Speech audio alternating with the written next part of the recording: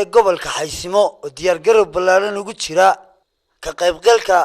wareegga labaad ee ciyaaraha gobolada Jumhuriyadda Somaliland ayaa maantii shalay garoon ku yaala magaalada Laascaanood oo kala qayb galay tababarkii ugu dambeeyay gudoomiyaha gobolka Xaysimo Mudane Cabdirashiid Maxamed Axmed Xiir mas'uuliyiinta maamulka sportska ee gobolka Xaysimo ayaa halkaas gudoomiyaha gobolka Xaysimo warbixin ka siiyay xaaladda sidaad aragtaan badiyaar weeye Xaysimo wacdarihiina looga bartay ciyaar wanaagiina looga bartay isagoo laba jibaara waanu haynaa halkan waxaan aad uga salaamayaa run ahaantii shacabweynaha reer Hargeysa waxaan leeyahay ciyaartii wanaagsaneed aad nagu barateen iyo guud ahaan ummadda reer Somaliland Xaysimo oo la diyaar taageerayaasha reer Hargeysa waxaan leeyahay diyaar garowga Xaysimo wada haysaa waa inoo khamiista iyo garoonka stadiumka caasimadda Hargeysa daawashada Somaliland mugina ciyaartaas way ku mahadsantahay xukuumaddu maadaama ay mar labaad tartanka jira hal isarka gobolada gobolka Xaysimo isagu ma aha gobolada kale la mid maanta ilaa 2 bilood baa hadda gobolka halkan aalamiso iyo ku jira diyaar garow waxaana garab taagnaa oo de arrintan hawsha inta leeg run ahaantii aad aragtaan 22 ciyaariyaan xulistooda iyo inay u diyaar garoobaan koobka iyo wixii ay koobka ka qayb lahaayeen runtii waxa madaxa saartay gudoomiyaha gobolka Cabdirashiid Maxamed Axmed halkan waxa ku diyaara xulkii Xaysimo ee ciyaaraha sanadkii hore isla reebkii ku soo baxay imikana waxay diyaar u yihiin in ciyaaraha Somaliland ka qayb galaan sanadkan waxaan aad ugu faraxsanahay inay xulku aad diyaar u yihiin oo barasabkeenu uu aad u diyaariyay oo kaalin weyn ka qaatay inuu xulkanu diyaar garoobo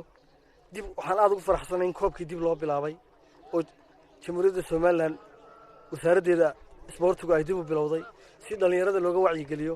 tahbiibka iyo waxyaabaha xunxun ee balwadaha iyo muqaadaraadka marka waxaan aad iyo aad ugu mahad celinayaa wasaaradda isboortiga ee Somaliland aad waxaan ugu mahad celinayaa madaxweynaha Somaliland ee gartay in dhalinyarada dib ay u taageeraan waxaan halkaas kala hadlay kooxda xulka gobolka Xaysimo gudoomiyaha gobolka Xaysimo Mudane Cabdirashiid Maxamed Axmed Xiir oo ku booriyay baada sportska ogana mahad celiyay tababarka ay muujiyeen isagoo sheegay ka gobolka Xaysimo ahaan inay yihiin gobolkii ugu dambeeyay madaxweynaha Jumhuriyadda Somaliland oo magacaabay waxaana mahadnaq ballaaran u soo jeediyay wasaaradda ciyaaraha Jumhuriyadda Somaliland iyo waliba madaxweynaha Jumhuriyadda Somaliland uga mahad celiyay magacaabistii gobolka Xaysimo wuxuuna sheegay in gobolkan iyo markii ugu horeysay oo ka qayb galo ciyaaraha gobolada Jumhuriyadda Somaliland raxiim galabta waxa farxad iyo sharaf bay ah inaan halkan ku soo xidho tababarkii u socday kooxda Xaysimo ee ciyaartooyda ah calaamintadii u socotay muddada 2 bilood oo dhowdhow ah runtii aad iyo aad baan ugu faraxsanahay uguna kalsoonahay sanadkii hore annagoo Xaysimo ku cusub tahay garoonnada sanadkii hore ka qayb gashana ahaa sanadkana waxaan rajaynayaa guulaha ka gaadhayna la ogaa sanadka waxaan rajaynayaa insha Allah tacaala inaanu ahaano kuwa koobka qaadi doona haddii la haydmo anoo ku kalsoon dhalinyarada kooxda Xaysimo ee ciyaartooyda ah runtii firfircoonidooda iyo kalsoonidooda iyo ciyaar wanaagoodaba aad baan ugu kalsoonahay insha Allah inaanu ahaan doono kuwa ku guuleysan doona koobka Somaliland ee 2016 taas haddaan ka gudbo waxaan aad ugu mahad celinayaa madaxweynaha Jamhuuriyadda Somaliland oo had iyo jeer isagu runtii u guntan una soo jeeda isku xidhka iyo isdhexgalka midnimada Jamhuuriyadda Somaliland iyo dhalinyarada Somaliland isbarashadooda iyo horumarkooda iyo isdhexgalkooda runtii aad baan ugu mahad celinayaa waxaan kaloo madaxweynaha uga mahad celinayaa horumarka ballaaran ee hadda gobolkan Sool aan joogno ka muuqda runtii oo ah madaxweynihii koowaad ee horumarka gobolka Sool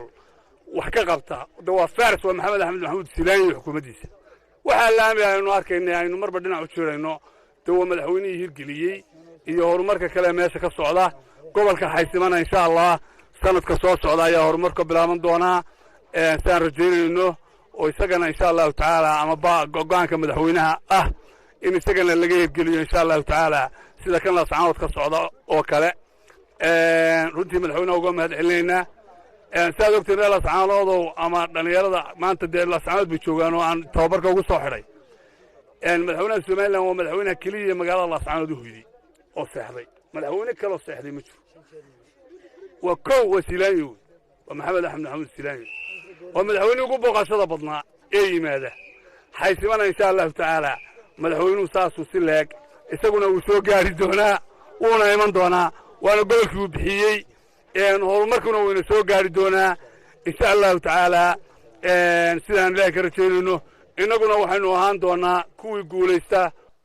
وبرخة عمر أحمد وربانت قرن كجمهورية الصوماليلان لاسعانات